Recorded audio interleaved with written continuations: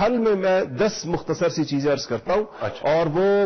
Point صرف بتاتا ہوں اور اس سے انشاءاللہ ہمیں بہت فائدہ ہوگا اگر ہم سب کہنے والے بھی اور سننے والے اس پر عمل کریں. پہلی چیز ہم نے عرض کیا کہ اعتقاد درست کرنا ہوگا ہمیں اپنا, اور وہ یہ کہ بری اور اچھی تقدیر پر بات ہوئی کہ وہ اللہ تعالیٰ کی طرف سے اس کا ہونا ہی ہے. دوسری چیز مفتی نجیب خان صاحب نے اس کی طرف اشارہ فرمایا اور تفصیل سے بتایا کہ شکر کا مزاج بنانا ہوگا. اگر انسان ناشکرا انسان کبھی بھی خوش نہیں رہ سکتا, یہ یقینی چیز ہے. ناشکری اور خوشی یہ ایسی متضاد چیزیں کبھی بھی جمع نہیں ہو سکتی. تیسری بات یہ کہ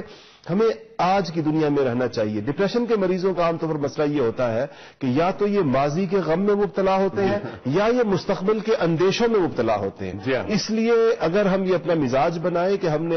اپنے ماضی کے دکھوں کو, اپنے ماضی کے جو بیگیج ہمارے پاس ہے اس کو ہم نے ہر وقت اپنی کمر پر لادے ہوئے نہیں رکھنا, اور مستقبل کے بارے میں ہم نے اندیشہ ہائے دور دراز نہیں کرنا کہ کیا ہو جائے گا اور کیا نہیں ہوگا. مستقبل کو آنے دیجئے, مستقبل آ کے رہے گا اور اس کو آنے دیجئے اور پوری خوش دلی کے ساتھ اس کا استقبال کیجئے. اور پانچویں چیز یہ ہمیں یقین رکھنا چاہیے کہ اللہ یہ قرآن کی نص قطعی ہے کہ ان مع العسر یسرا ان مع العسر یسرا. اگر ہم کسی عسر کہتے ہیں تکلیف کو,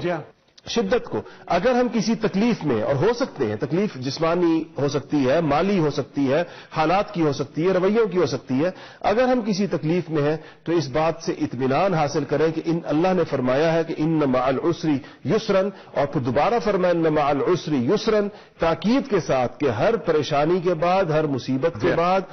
بعد ایک یسر آئے گا اور سہولت آئے گی. چھٹی بات یہ کہ توقعات ختم کر دیں.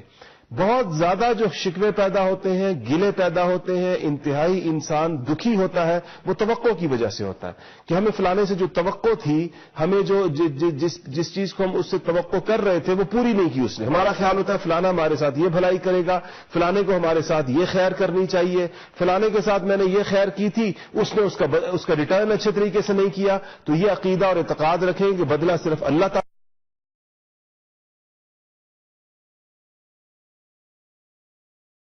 بڑے بڑے احسانات کرنے کے بعد فرمایا کرتے تھے ان اجری الا علی اللہ, کہ ہمارا اجر اللہ تعالیٰ کے پاس ہے. تو آپ نے بھی اگر کسی سے نیکی کی ہے, اگر آپ نے بھی کسی کے ساتھ بھلائی کی ہے, تو اس بجائے اس سے جواب کی توقع رکھنے کی اور ریٹرن کی توقع رکھنے کی, نیکی کرتے ہوئے بھی اور بعد میں بھی جب بھی شیطان کسی کے حوالے سے آپ کے دل میں توقع پیدا کرے تو اسے کہے نہیں مجھے اس سے کچھ نہیں چاہیے, مجھے اللہ سے ہی اس کا بدلہ چاہیے. تو خلاصہ اس کا ہوا کہ توقعات ختم, زندگی انتہائی آسان. نویں چیز یہ ہے کہ 8ویں چیز یہ ہے کہ مصیبت زدوں سے حوصلہ پائیے.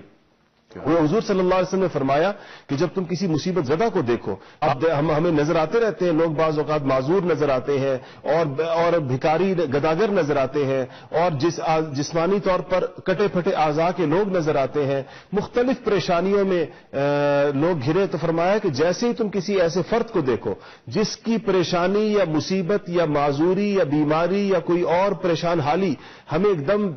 دہشت زدہ کر دے اور چونکا دے, تو پڑھو کہ الحمدللہ الذي عافانی مما ابتلاك به وفضلني على كثير ممن خلق تفضيلا, کہ اللہ تیرا انتہائی احسان اور شکر ہے کہ تو نے مجھے اس مصیبت میں نہیں مبتلا کیا. تو مصیبت زدوں کو دیکھنے سے, اپنے سے نیچے والوں کو دیکھنے سے, پریشان حالوں کو دیکھنے سے انسان پہ ایک شکر کی کیفیت پیدا ہونی چاہیے, اور وہ اس کو اپنی حالت پر جو مایوسی ہے وہ اس سے نکل جانی چاہیے. نئی چیز یہ ہے کہ ذکر اللہ, جس کا ہم نے ذکر کیا کہ اللہ تعالیٰ کا ذکر انتہائی دلوں کے, اللہ کی نص قطعی ہے الا بذکر اللہ تطمئن القلوب, کہ ذکر سے اللہ جل شانہ دلوں کو تقویت دیتے ہیں. تو ذکر کا اہتمام کرنا چاہیے, دن میں کوئی نہ کوئی وقت مخصوص کر کے بیٹھ کر اطمینان سے تنہائی میں, یکسوئی میں, خلوت میں بیٹھ کے اللہ تعالیٰ کو یاد کرے, قرآن کریم پڑھے, ذکر کرے, کلمہ پڑھے, اور اذکار مسنونہ آئے ہیں ان کو پڑھے, اور یہ ساری چیزیں آپ کو جو ہے وہ تسلی دیں گی. آخری چیز 10ویں, اس کی طرف مفتی نجیب خان صاحب نے اشارہ فرمایا تھا, اور وہ یہ ہے کہ ذرا اپنے دل میں جھانکیں,